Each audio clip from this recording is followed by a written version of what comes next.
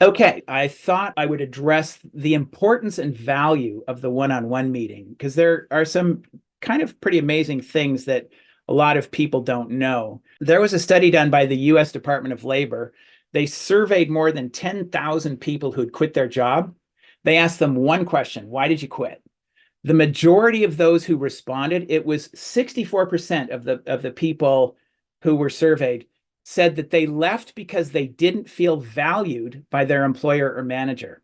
It wasn't about the money, it wasn't about the work they did. They simply did not feel appreciated.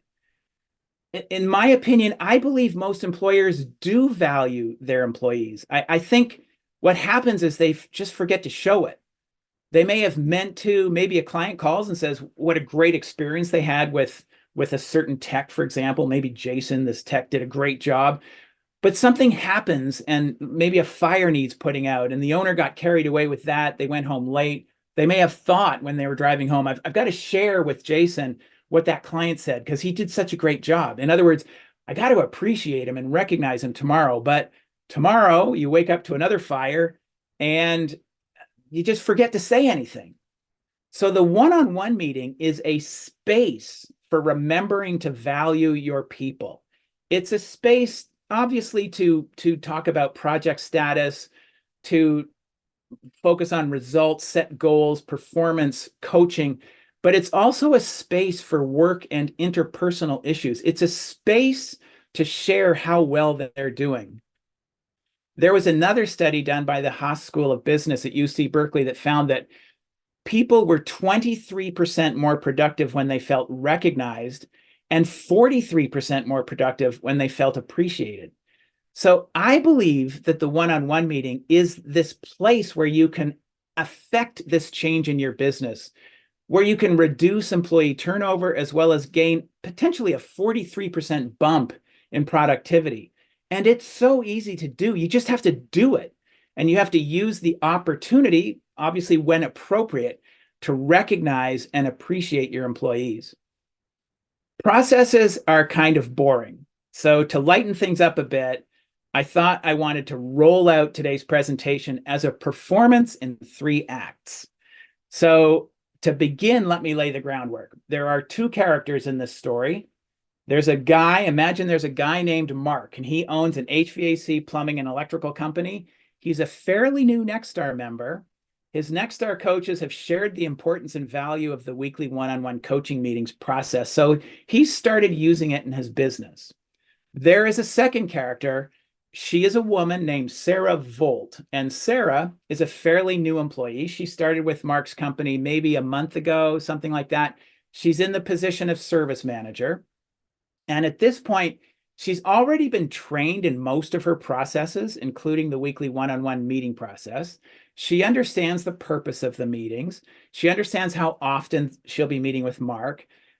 She understands how to prepare for her one-on-ones with Mark, how she needs to complete her form. So in today's performance, I'm going to walk you through how Mark and Sarah both prepare for and complete their weekly one-on-one meetings. There's actually a lot of moving parts here. There's a lot going on. We're not writing the process. We've already done that. The process is written for you. It's downloaded from the Nexstar library. What we're going to do is we're going to implement the process, which basically means we're going to get everything set up. So this is how you would download and make sure that everyone who needs the process knows where to find it. Then in Act 1, Mark's going to actually assign the process. So his new service manager, Sarah, actually comes to the meeting prepared, having completed her one-on-one meeting form. A quick note about the process assignment feature in TouchStone. It's designed for guiding someone who reports to you to get something done, to follow a specific process. It's often used for training. I wanted to put it in today's performance because I wanted to show you that it's available to you, but also imagine, Sarah's kind of new. Mark is using it as a gentle reminder to get this form done before she meets with Mark in her one-on-one. So I'm going to say more about that in Act 1.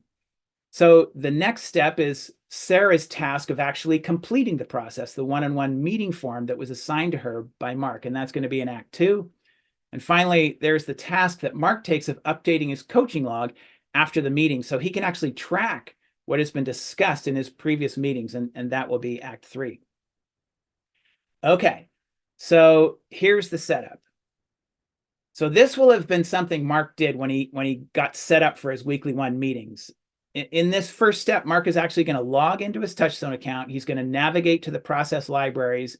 He's going to download two processes that he needs. One is for everyone, and the other is for those who manage others. And then he's going to link the process to the boxes on the org chart so employees who have that role can find them easily. So this is what actually happens. Mark logs into his TouchStone account and he navigates to the libraries. And you'll notice over here that there's a general process library and there's a Nexstar library. And he's going to scroll down through the Nexstar libraries looking for the two processes he needs. One is for everyone, the coaching meetings for everyone, and one is just for managers. So he's downloaded these processes.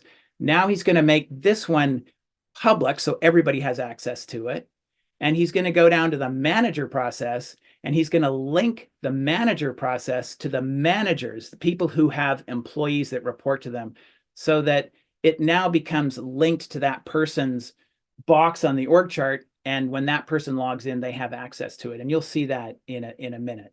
So in this step, he's basically set everything up. He's got the two processes from the library in TouchStone from the Nexstar library, and he's linked it to everybody who needs it. Okay, which now takes us into Act 1. That was the setup. Act 1 is where Mark is actually going to assign the completion of the one-on-one meeting form to one of his reports, Sarah Volt, the service manager. Now remember, Sarah's fairly new. She's been learning lots of new stuff. So Mark thinks, I'm just going to give this gal a break. I'm going to assign this process, the one-on-one meeting form, just as a reminder. He probably won't do this in the future because what he's trying to do is build a habit that Sarah will develop. He just wants to help her succeed at this point and gradually help her develop these good habits. So what you're going to see here is Mark's going to log into his TouchStone account. He's going to look for Sarah, the employee who he wants to complete this process.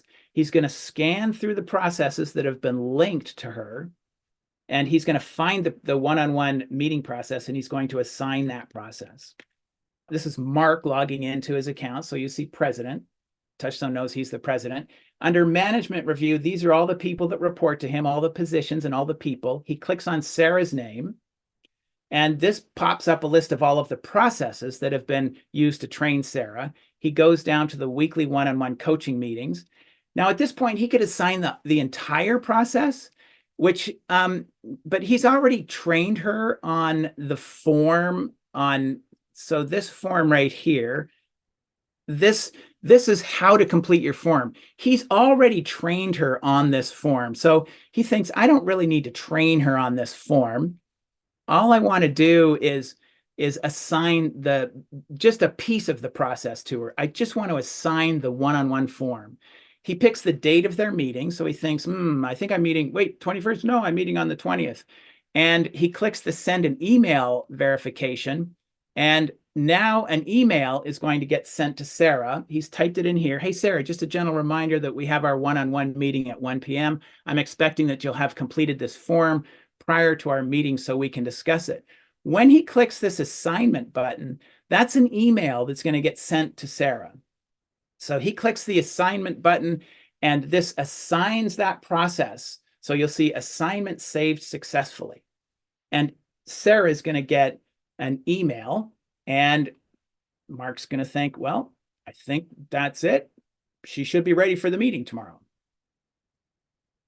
Next one, Act 2, in which Sarah receives that email from Mark, her manager, reminding her to complete the one-on-one meeting form for tomorrow's meeting, and she follows through with her process completion. In this case, she's got the email from Mark. It indicates she needs to complete this form by a specific date.